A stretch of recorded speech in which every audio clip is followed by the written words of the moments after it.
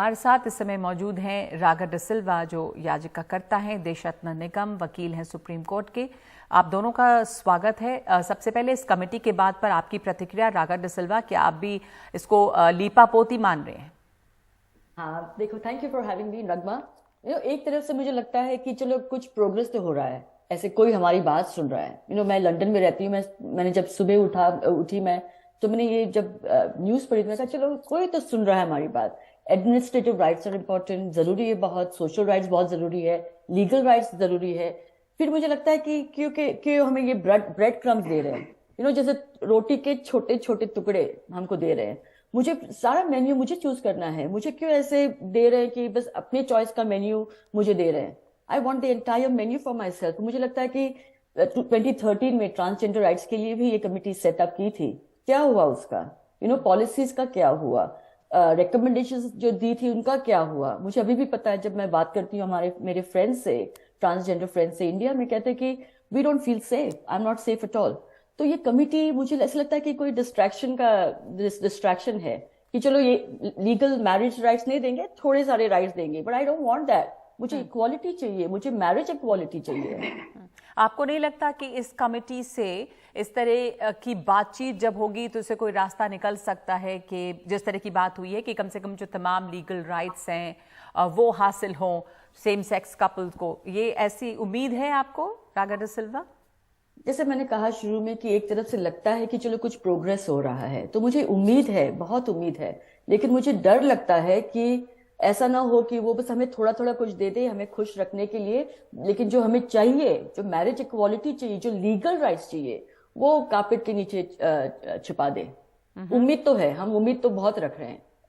तो ये जी देशरत्न निगम, ये जो एक लग रहा है, कहा जा रहा है कि ये जो कमेटी बनाई है इससे एक उम्मीद जगी है, लेकिन ये लगता है कि एक तरह का डिस्ट्रैक्शन है। क्या ये कमेटी बनेगी और उसके बाद में ध्यान कहीं और जाएगा और जो मूल मांगे हैं वो कहीं गायब हो जाएंगी? इस तरह का डर भी है। आपकी टिप्पणी? देखिए नगमा जी, सबसे पहले सुप्रीम कोर्ट में जो बहस चल रही है उसमें ये है कि ये एकाधिकार जो क्षेत्र है वो हमारी संसद का है। तो सुप्रीम कोर्ट भी इस चीज को मानता है कि वो जो पार्लियामेंट के अधिकार क्षेत्र में आता है उसमें हम नहीं कर सकते। ऐसा सुप्रीम कोर्ट की, सीजेआई की और बाकियों की टिप्पणी आई, और उस कारण से उन्होंने बोला कि हम इसके अलावा मानवीय मूल्यों पर हम कुछ सोच के देना चाहते हैं। तो यहाँ सरकार ने बोला इसमें भी हम थोड़ी सी सकारात्मक सोच रखते हैं।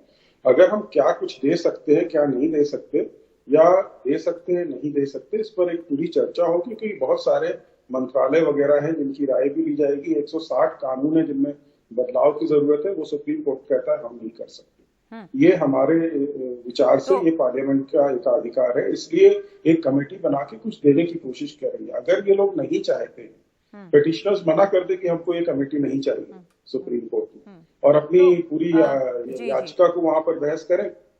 जी देशरत्न जी, एक बात आपसे समझना चाहती हूँ कि ये जो कमेटी बनाने की बात हुई है, जो केंद्र सरकार ने आश्वासन दिया है कि समलैंगिक जोड़ों को बुनियादी सामाजिक सुविधाएं देने के लिए कमेटी बनेगी, तो वो कमेटी जो है वो किस तरह की होगी, उसका क्या रोल होगा, क्या उम्मीदें हैं उस कमेटी से, क्या काम करेगी वो? अभी देखिए जो चीज सामने निकल कर आई है कोर्ट में, तो वो कुछ अधिकारों की बात करें, लेकिन हमें पता नहीं। जो कैबिनेट जब कमेटी फॉर्म होगी तो उसके बाद देखा जाएगा कि उसका क्या है, क्या एम और ऑब्जेक्टिव है, उद्देश्य क्या है, वो सब लिखित में आएगा और उसके बाद वो डिस्कशन होगा। कमेटी बनने के बाद ही उद्देश्य पता लगेगा। लेकिन जो सुप्रीम कोर्ट पे जो बहस चली उससे ये साफ लगता है कि वो कुछ रास्ता कुछ निकालना चाहते हैं। सुप्रीम कोर्ट ने जो उनको सजेशन दिया, सुप्रीम और सरकार भी कहती है इसमें थोड़ी सी सकारात्मक सोच रखते हैं, लेकिन ये इश्यू इतना पेचीदा है कि इसको हम ऐसे बैठ के नहीं कर सकते। इस पे सारे लोग बैठेंगे और चर्चा करेंगे। कैबिनेट सचिव की अध्यक्षता में ये बनेगी जो प्रस्तावित कमेटी है, और कहा गया है कि मसले पर वो प्रशासनिक उपाय सुझाएगी, जिस पर अभिषेक मनु सिंघवी ने आपत्ति की, इस प्रशासनिक वर्ड पे। क्या आपत्ति इस पे हो सकती है और क्या मतलब हुआ इस प्रशासनिक उपाय का, देशरत्न जी? देखिए जो पिटिशनर्स है, याचिकाकर्ता है, वो क्या चाह रहे हैं? वो चाह रहे हैं कानून में बदलाव कि उन्हें समलैंगिक जो शादी है उसको कानूनी दर्जा दिया जाए। जो ये कह रहे हैं, लेकिन कोर्ट कह रहा है वो हमारे दायरे के बाहर है, वो संसद के बाहर है। तो जो संसदीय चीज कानून में फेरबदल की बात करें वो तो नहीं हो सकती, प्रशासनिक सुविधाएं देने की बात कर रहे हैं, एडमिनिस्ट्रेटिव, तो ये याचिकाकर्ता उसको नहीं मान रहे हैं। तो ये सुप्रीम कोर्ट को इनको साफ बोल दे। कुछ पिटिशनर्स कह रहे हैं चलिए ठीक है हम देख लेंगे, कुछ कह रहे हैं कि नहीं हम पूरे कानून में ही बदलाव चाहते हैं, हमें शादी का दर्जा दिया जाए।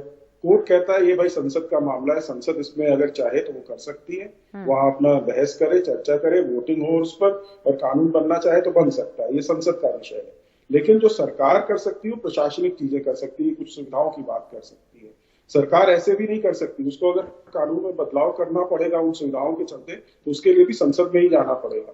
तो अल्टीमेटली सुप्रीम कोर्ट भी ये कह रहा है कि ये संसदीय एक क्षेत्राधिकार है, इसलिए हम उस क्षेत्र में नहीं जाना चाहते, तो कोई रास्ता ढूंढने की कोशिश कर रहे हैं। तो रागा डिसिल्वा, ये मानती हैं आप कि ये कानून तो संसद से बनेगा, लेकिन सरकार की नीयत जो है इस समय आपको ठीक लग रही है कि कोई हल तो निकालना चाहते हैं, कोई रास्ता निकालना चाहते हैं। ये भी कहा गया है कि जो याचिकाकर्ताओं के वकील हैं वो इस कमेटी को सुझाव भी दे सकते हैं, अपनी परेशानियां भी वहां रख सकते हैं। तो ये एक पॉजिटिव स्टेप है। आपने शुरू में भी कहा कि एक लग रहा है कि पॉजिटिव स्टेप है, पर कुछ आशंकाएं भी हैं, पर इससे नियत दिखती है सरकार की कि वो हल करना चाहते हैं मामले को। देखो, पार्लियामेंट में एबिलिटी है ये हमें मैरिज इक्वालिटी देने की। कोर्ट्स ने दिखाया हुआ है कि इंटेंट करेक्ट है, इंटेंट है कि हमें हेल्प करें, हमें प्रोग्रेस दे, हमें राइट्स दे। लेकिन गवर्नमेंट, मुझे ये बताओ, सेंट्रल गवर्नमेंट या सेंटर ने कहाँ पे हमें कभी भी कॉन्फिडेंस दी है कि वो हमारे साथ है? तो अभी क्यों देंगे? जब ऑपोजिशन हमें बार बार कहती है कि it is against society, it will create havoc in society, हमारे कल्चर के अगेंस्ट है, तो फिर हम उसी के पास जा रहे हैं, कह रहे हैं कि बस अभी अभी हमारे लिए ये राइट्स दे दो, लीगल राइट्स दे दो। मुझे तो लगता है कि ये नहीं होगा, ये तो डिस्ट्रैक्शन है। मुझे एक बात कहनी है, देश रतन जी ने लास्ट टाइम मेरे साथ जब हम नेशनल टीवी पर साथ में थे तो उन्होंने कहा कि मैंने कहा कि मैं लीगली मैरिड हूँ यूके में। तो देश रतन जी, आपको याद होगा, आपने कहा कि अगर आप लीगली यूके में मैरिड है तो आपकी जो शादी है वो यूके डबल ट्रीटी के against it is valid in India, कि अगर मैं इंडिया आती हूँ तो वो मुझे डबल ट्रीटी के एग्रीमेंट के दौरान मुझे वो राइट्स मिल जाएगी। ये गलत बात है। तो मुझे ये बहुत डर लगता है कि हम मैरिज की बात कर रहे हैं, हम टैक्स की नहीं बात कर रहे हैं। नगमा जी, मुझे बहुत डर लगता है कि लोग जो एक्सपर्ट्स हैं यहाँ पे आते हैं और हमें मिस इन्फॉर्मेशन देते हैं। तो सोसाइटी क्या कहती है कि ये राइट है या नहीं है, मुझे वो बहुत डर लगता है कि इन्फॉर्मेशन कहाँ से आ रही है। तो ये जो इंटेंट है, आप कह रहे हैं जो नियत है, उस पर भी इस वक्त एक सवाल है और एक शक है, और दूसरी ये कि एक पॉजिटिव कदम तो आपको दिखता है, पर यह भी लगता है कि डिस्ट्रैक्शन है। सरकार एक कमेटी बनाने पर सहमत हो गई है, पर इस कमेटी से हासिल क्या होता है वो उस पर एक बहुत बड़ा सवाल है। धन्यवाद आपका रागा डिसिल्वा, अपनी बात रखने के लिए, और देश रतन निगम, धन्यवाद शामिल होने के लिए इस चर्चा में।